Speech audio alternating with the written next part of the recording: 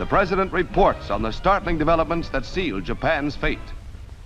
We are now prepared to destroy more rapidly and completely every productive enterprise the Japanese have in any city. We shall destroy their docks, their factories, and their communications. Let there be no mistake. We shall completely destroy Japan's power to make war. It was to spare the Japanese people from utter destruction that the ultimatum of July the 26th was issued at Potsdam. Their leaders promptly rejected that ultimatum. If they do not now accept our terms, they may expect a rain of ruin from the air, the like of which has never been seen on this earth. Hi, I'm Jeremy Collins with the Jenny Craig Institute for the Study of War and Democracy at the National WWII Museum in New Orleans. Today we're going to hear from two extraordinary people who lived through the experience of August 6, 1945, over and in Hiroshima. We're going to listen to excerpts of oral histories from Theodore Van Kirk and Ittsei Nakagawa. These personal accounts are a part of our rich collection here at the museum and provide a first-hand look into the lives of those who experienced these moments. Van Kirk, who went by Dutch, was the navigator on the Enola Gay, the B-29 Superfortress bomber that dropped the bomb on Hiroshima. Nakagawa, a Japanese American from California, was visiting his grandparents in Japan when war broke out. He spent the entire war stranded there and was in Hiroshima on that fateful day. He survived to share his experiences. But we open with Van Kirk, who recalls a telephone conversation with pilot Paul Tibbets about a special mission. The thing that Paul Tibbets told me when he talked on the telephone, and I think that he probably told everybody else too, was that we're going to be doing something special, that if it works, it's either going to significantly shorten or end the war. Now, that's basically all they ever told us. But if you get out to Wendover and you are running around there and now you're being trained to do something that they told you would destroy practically an entire city, and you saw a bunch of people running around that you knew from back in your college days were atomic physicists, if you could not put two and two together and know that we were going to drop an atomic bomb, you were pretty damn stupid. But if you ever talked about it, you were even more stupid.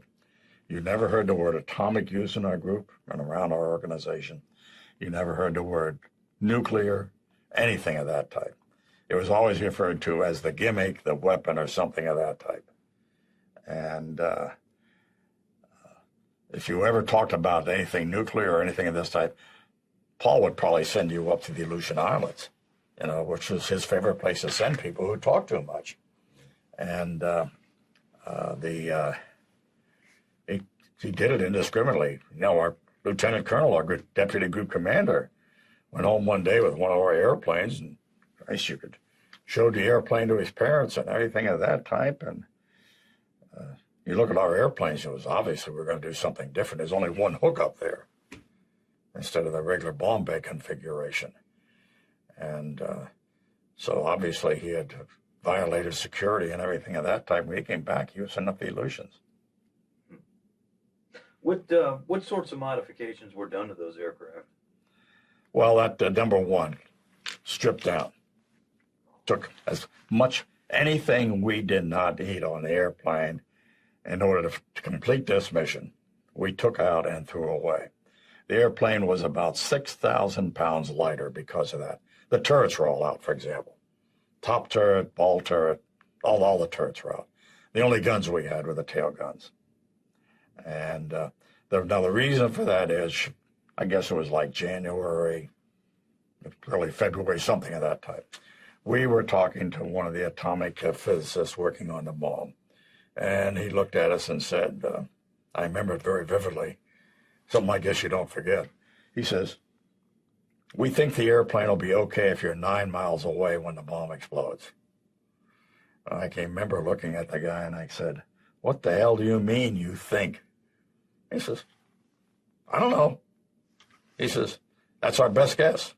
He says, there are some people betting that that's not enough. That'll have to be 50 miles away. He says, some people are betting you can't get far enough away. He said, in which case you guys are dead. Made us feel real good, you know. But anyhow, after that, everything was aimed at getting 9 miles away. You could not do it in a regular B-29. With the bomb on board and everything else, all the guns on board, the turrets and all that sort of stuff, you couldn't get that airplane high enough. You couldn't make it wouldn't go fast enough. So you had to go down to stripped airplanes. But very fortunately, at that time, the Japanese had no defenses against high-flying airplanes. So we stripped down the airplanes, took all the guns out of it, all the turrets out. Then at the end, we put snap-open bomb bay doors on. We put fuel injection engines, reversible pitch props. You know, by the time that we were all finished and got our new airplanes built in Omaha, well, we had the best airplanes, I'm sure, in existence, best bombers in existence in the Air Force. Confidence was high. While the team was preparing to launch an unprecedented mission, they were all waiting for the final go-ahead. Truman had approved the use of the bomb and dropped it at our first opportunity, and that's when the weather was good. Happened to be August the 6th, and everybody wants to know what happened then. They think something very dramatic happened, like Hollywood or something. It wasn't like Hollywood. It's just a lot of hard work. I had to take the time we wanted to drop the bomb and work it backwards. There are a lot of people in Hiroshima today who say we dropped the bomb at 8:15. That would be Hiroshima time, because we wanted to get the maximum number of people out in the open. And every time they tell me that, I remind them that the reason we dropped it at 8:15 is because we had no damn lights on our field. We wanted to make sure we got back before dark and everything. And that was the reason for that time selection. But anyhow, then the day before the mission, that would have been August the 5th, why they call us together about 10, 11 o'clock in the morning. And we knew that it was going to be this was going to be a very important thing, because had guys with Tommy guns out guarding the briefing hut and everything like that. And so they get us together and they give us the briefing. You know, who's going to go on the mission, what the course is going to be, what bombing heading is going to be, all that sort of stuff. And then they tell us to go get some sleep. And they'll call us about 10 o'clock for the final briefing and the final breakfast and down to the airplane. How they expected to tell you you're going to go out and drop the first atomic bomb and then go get some sleep is absolutely beyond me. I know Tibbetts didn't sleep. I know Farabee didn't sleep. I know I didn't sleep, because we're all three in the same poker game. And I don't even remember who won. But if it was true to course, Tom Farabee won. That's all I'll say there. So then we played poker, and finally about 10 o'clock at night, they came to get us, and they said, the final briefing, and this is where they tell you where all this air-sea rescue ships are going to be. And by the way, we had a very elaborate rescue unit set along, ships all the way along our course, and everything of that type in case we had to go down. I remember her husband, Tom, telling me, he says, Dutch, you never make sure you know where all those damn ships are. I don't want to get my feet wet. And this way, they even had a submarine in the inland sea if we had to go down close to Hiroshima and things like that. And then that gave us the final frequencies for all the radio contacts and everything like that. And then over to the final breakfast. And I always remember what we had for the final breakfast, because I hated pineapple fritters. But Paul loved them. And we had pineapple fritters for breakfast that morning. And then we all down and got our equipment on and down to the airplane. And we get down to the airplane, and that was our first surprise. Keg lights all lighting up the airplane all over, people interviewing, other people, people taking all kind of pictures and everything like that. And we hadn't expected that. And I emphasize here that that was at the command of the Manhattan Project to record the thing for historical purposes.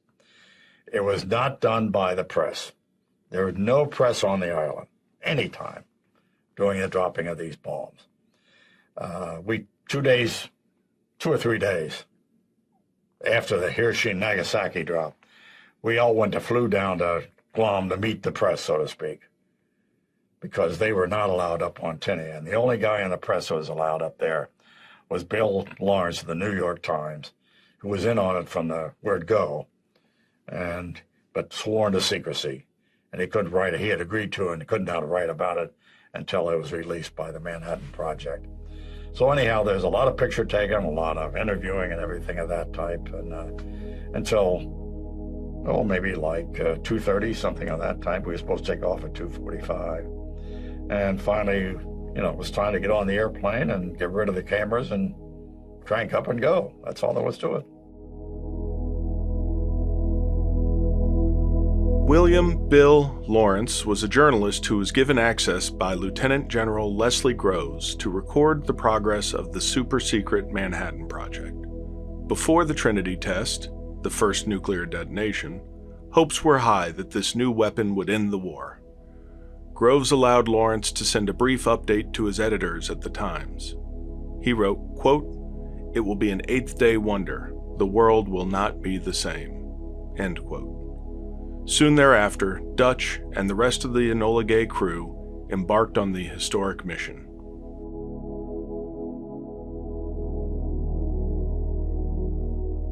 Took us about 6 hours and 15 minutes going up and 6 hours coming back, yep. What'd you do in that long 6-hour period of time? Hey, don't ask me what to do. I was working all the time, for Christ's sake. The navigator was the only guy always worked on an airplane and everything of that type. Because, hey, if you've ever seen my log, if you haven't, I'll send you a copy. But if you've ever seen my log, I'm recording our instrument readings and our location and everything like every 15, 20 minutes. The way navigators got screwed up is they didn't keep up with the airplane. I not only kept up with the airplane, I wanted to be ahead of it and everything like that. So the navigator was always a busy guy in the airplane. Now, don't ask me what the other people did. Captain Parsons, Navy Captain Parsons, on our way up to Hiroshima, they went back into Parsons and Jepson, went back into the bomb bay, took out and armed the bomb. Armed the bomb, that's number one. Our bomb operated on a simple gun principle. Had a charge of black powder there. It fired a projectile of shaped U-235 into a fixed target of another shaped piece of U-2 or U-235. Created a critical mass and you got an explosion. Now, the fact we were carrying an atomic bomb didn't bother me, but the fact they were back in the bomb bay fooling around with black powder, that did bother me, and this sort of thing. They did that while we stayed at low altitude until we got to Iwo. And then when we got to Iwo, we made one circle of the island, and Chuck Sweeney was on one wing, George Marquardt was on the other, so we just take off to Japan. And shortly before we reached 10,000 feet, Jepson went back in the bomb bay again, took out the red plugs and put in the green, or took out the green, and that's what it was. Took out the green plugs and put in the red plugs. So the circuitry was then connected and the bomb was now live. But they had to do that before they could still go back in the bomb bay when we were at relatively low altitude. And so that's what they did. They had a console there sitting there right alongside of me, where they were keeping track of the circuitry of the bomb, the electrical circuitry of the bomb. A lot of green lights on it. I know I said to Parsons one time, I said, Deke, and he was Deke Parsons to us on the flight. Deke, I said, what happens if all those green lights go out and some red lights comes on? And he says, we're in a hell of a lot of trouble. and that sort of thing. But anyhow, everybody had their thing. Some people didn't have anything to do. Like Tom, didn't have anything to do until we got to the target. He took a nap. He slept. Tom could sleep any place. That's all I'll tell you about that. Paul was flying the airplane. Bob Lewis was flying an airplane. Bob was also keeping a journal, I think, for Bill Lawrence. Everybody had things to do. Flight engineer was always, Duesenberry is always probably the next to me is probably the busiest guy there. He was watching his instruments all the time. Now, what they were doing in back, I don't know. But Jepson was back there and everything of that type. And I guess probably the same thing Dick Nelson was doing. Dick was reading of Who Done It, about a young boxer and that sort of thing, I remember. So everybody had their thing they were doing. Was there a lot of conversation in the plane, or? No, every once in a while we might say if we had something to say, we'd say it, but we weren't just sitting there trying to make conversation or anything like that. No. It was just a regular mission. Hey, it was not only a regular mission, it was an easy mission. Paul, Tom, and I, all three said it was one of the easiest missions we ever flew in our life. Why? Because everything went exactly according to plan. And when it does, why, it makes a mission seem easy. So now after we leave Ewell, we're starting our climb. Before 10,000, we're back into the bomb bay, as I said, changed the plug so that the bomb was now live. Continued our climb, and we climbed up to a little over 30,000 feet. The weather was perfect. I could see the city of I could see the coastline of Japan from, 100 miles away. I could see the city of Hiroshima from a good 75 miles away and pick it up. And we went in, we crossed the island of Shikoku, crossed the inland sea, into a little town just east of Hiroshima. We had picked out as a initial point. Turned to a 70-degree heading. We wanted to bomb on a heading of 270, which I remember Tom Farabee said, the winds from Japan were generally from the west to east. And the easiest way to go would have been bomb downwind, with the wind at your back, and, you're doing it faster. You're getting the hell out of there faster. Tom says, hell no, we're going up there to hit the target, not get out of there fast. So that's the way for bombing on a 270 heading. Actually, didn't make any difference. The winds that day were very light out of the south, about 260, as I recall. So it didn't make a lot of difference. We had taken a wind reading just at about every 5,000 feet on the way of our climb up there, so that I could tell Tom just about what the wind was going to be for his bomb site and everything of that type. So up there, we hit the initial point. We turned on to the 270 heading, actually 263, and went in to bomb the target. We sat on a bomb run for a long time. I'm not sure how long, but I told Tom at one time, I said, Tom, if we'd ever sat on a bomb run this long over Europe, we wouldn't be here, because it was that long. And by this time, Tom was flying the airplane. It's on automatic pilot. He's flying the airplane. And in the videotape we make, why Paul says he was sitting there chewing on his cigar, saying, there's not a damn thing I can do. It's gone right down the line. Well, that's a damn lie, because Tom didn't even smoke cigars back in those days and this sort of thing. But he did say, it's gone right down the line. We're right on target and everything of that type. So we went in, and suddenly you felt the plane surge, because 9,800 pound had left all of a sudden. And immediately Paul switched off the autopilot and started going to the turn to get away from it. 160 degrees to the right, steep as you can make it. And they pushed the throttles all forward and put the nose down to get speed to go away. And a lot of people will say to us, does that maneuver have a name? And I said, I don't know whether it does, but I always call it getting the hell away from the bomb and that sort of thing. So we kept going in that direction out there, and 43 seconds until the bomb actually reached its altitude at which it exploded. Everybody in the airplane sitting there, if they don't have a watch, they're counting 1,001, 1,002. And I think we had concluded that it was a dud, because it seemed to 43 seconds up. It seemed to be a long 43 seconds, let me put it that way. And suddenly there was a bright flash in the airplane from the bomb exploding. So we knew the bomb exploded, so we kept going away from it and this sort of thing. And very shortly thereafter,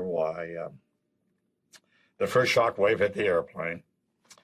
And later I found it was measured at about 2.5 to 3 Gs. It doesn't seem like much to a fighter pilot. But if you're in a B-29 at 30,000 feet, it seems like a lot. And the sound was worse than the shock wave because it sounded like a piece of sheet metal snapping. If you have a piece of sheet metal or something of that type. Somebody on the airplane called out flak.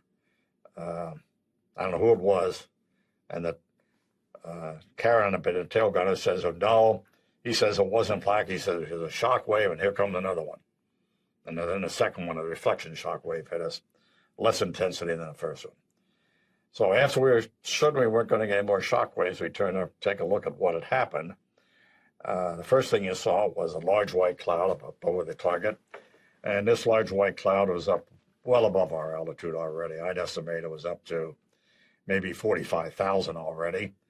And on the base of that cloud, the entire city was covered with thick black smoke, dust, anything that was kicked up by the blast. And it was obvious you were not going to be able to make any visual observation down there. So we flew a little bit. A lot of people say we circled the island. We did not circle. I've circled the city. We did not circle the city. We flew a little bit in the southeast quadrant of the city. It was quite evident we were not going to be able to make any visual observation. So we just turned around and went home. Little Boy, as the bomb was called, detonated with the equivalent blast force of 15 kilotons of TNT. The Enola Gay returned safely to its base on Tinian, the mission taking approximately 12 hours. Nakagawa, who attended school in Hiroshima, had gone to a factory in the city that morning. It was seemingly a normal day. But the scene in Hiroshima would soon be transformed, as one survivor would put it, to a, quote, living hell on earth.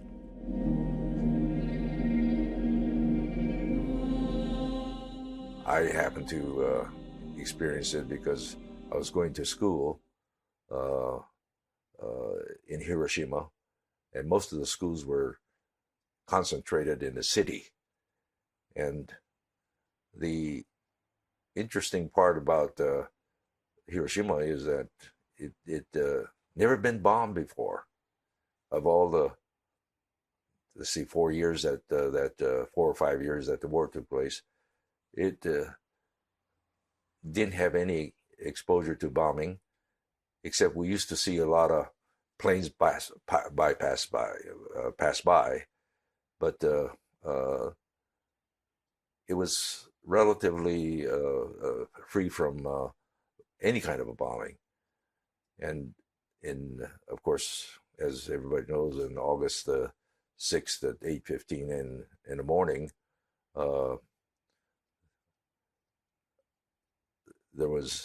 I had the experience of being right in the midst of a nuclear, or they call it an atomic bomb then. And I think about it, I mean, going back at that day, it was just like a normal day.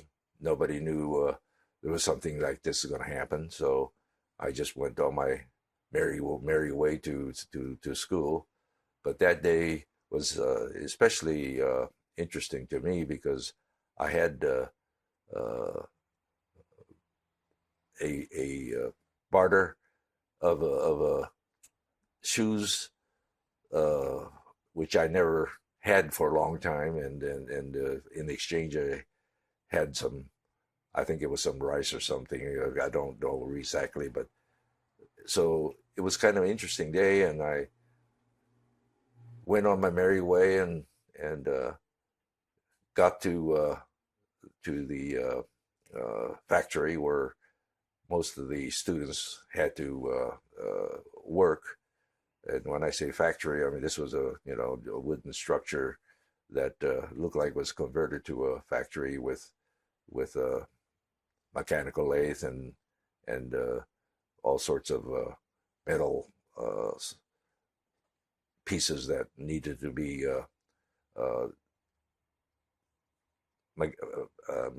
to be, I guess, what you call, cut to pieces and making whatever military equipment that was used for. And I never knew exactly what was being made at that time, but it was kind of interesting that going to the factory, usually it was clear day, except I noticed that there was a air raid that came on, and when the first air raid came on, we thought we should all take cover, but with one B-29 flying in the air, I guess they thought that it wasn't anything important to continue on with this air raid siren, so they stopped that air raid warning, and so everybody, went again out of the shelters and moved along for wherever they were going. And when I finally reached the factory, I went inside to exchange the shoes and the rice or wheat or whatever I had for exchange. And meanwhile, all these students that were supposed to be there were outside looking at this parachute that was coming down from the sky here, and at that moment, I guess nobody knew what it was there for, but the first thing was a flash, and I was fortunately inside the building, but it got very black and dust and so forth, and it was just like the earth was breaking up, and everybody was just going to maybe going to hell, whatever it was. It was just absolutely hard to experience something like this. And when it all settled, I was completely lost and just like I am right now. Didn't know exactly what was happening, but when I got out of this building, I noticed that I was somehow having blood all over my clothes and so forth, but I couldn't even hardly remember exactly what took place in those. It sounded like it's almost felt like it was an instant, and yet it felt so long. But first thing that everybody was thinking was, well, what is this?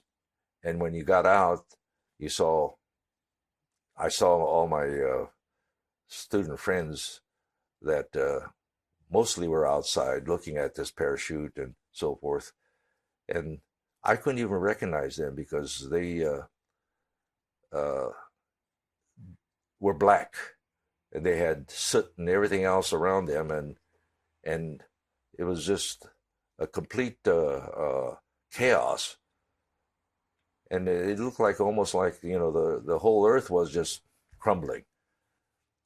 But as time went on, everybody wanted to know what was going on, and the first thing they thought about was, well, maybe there's someone that we could get together and see what's happening. But it was so chaotic that everybody's thought they could have a little get together, but that was impossible. everybody didn't know what was going on. So it didn't take too long, but everybody says the only way that they're going to feel safe is to just get away from this place and head for home, because there was nothing else to do.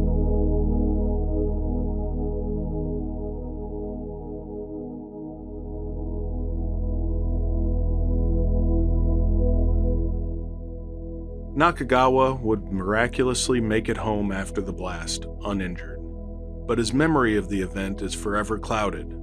Only after applying to be an atomic survivor in 1987 would a witness reveal why Ittsei had been covered in blood despite no injuries. After the blast, he saved people by pulling them from the rubble of the factory. One of those survivors would later become a councilman and serve as a witness to Nakagawa's story.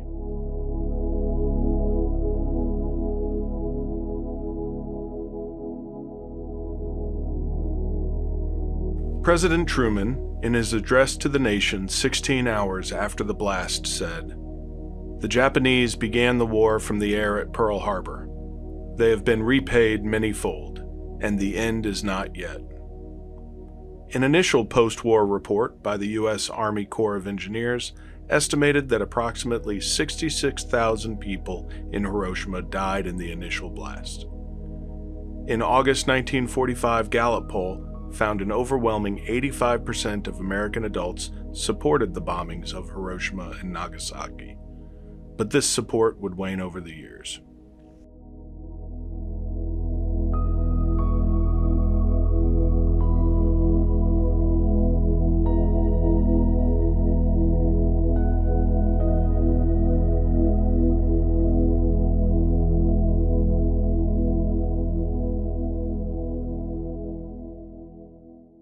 Anybody, in my opinion, anybody who really understands the history of that period has to conclude that it saved lives overall. Now, if you were living in the city of Hiroshima or the city of Nagasaki at that particular time, it is tough for you to accept that you gave your life or your father's life or your parents' life or whatever for the good of your country. But that's what every soldier was doing, out fighting it, whether he was killed by a rifle bullet or an atomic blast. But in essence, there are a lot of people killed there, but they were killed for the overall good, because many, many, many thousands of additional people would have been killed. Most of them would have been Japanese. Number one, and I'm not talking even in the event of invasion. I don't know how many people would have been killed or wounded in the event of if we'd had to invade Japan. But I saw the hospitals they were building on in the Marianas there, all over the Marianas, and on Tinian, on Saipan, all over. And if we'd ever filled all those hospitals, it would have been a gory mess, that's all I can say.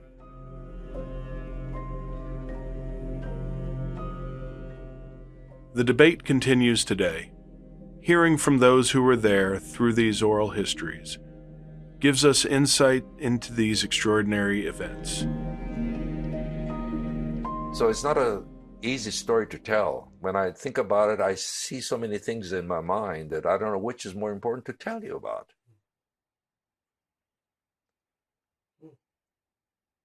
I'll have a nightmare tonight, probably, telling you all about what I experienced and so forth, and it's still unbelievable for me. I shouldn't be here at this time.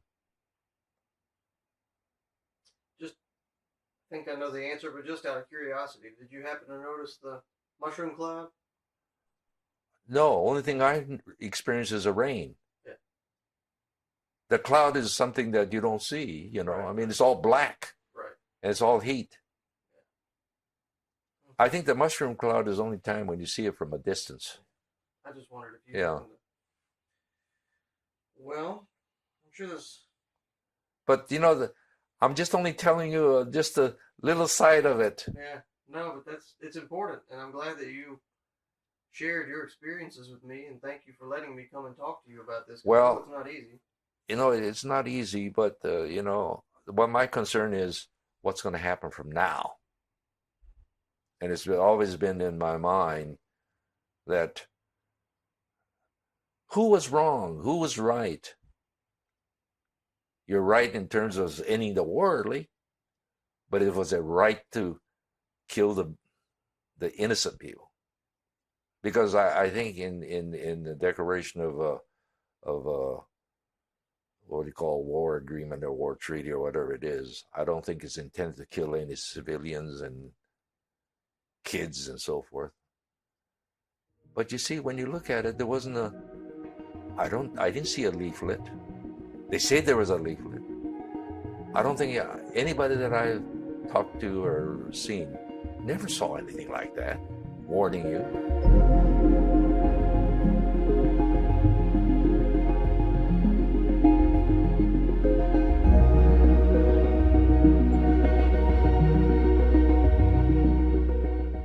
Thank you for listening. Be sure to catch our next week's episode where our historians Jason Dawsey and John Curatola will discuss the wider effects and lasting legacies of the atomic bomb. You won't want to miss it.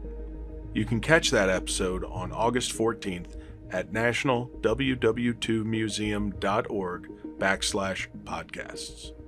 That is National WW2 Museum.org/podcasts. Don't forget to check out the events tab on our homepage at nationalww2museum.org as well to catch riveting conversations and lectures in real time. This series is made possible by the Albert and Ethel Herstein Charitable Foundation, which supports content like this from the National World War II Museum in New Orleans. Please remember to rate and subscribe. I'm Jeremy Collins, signing off.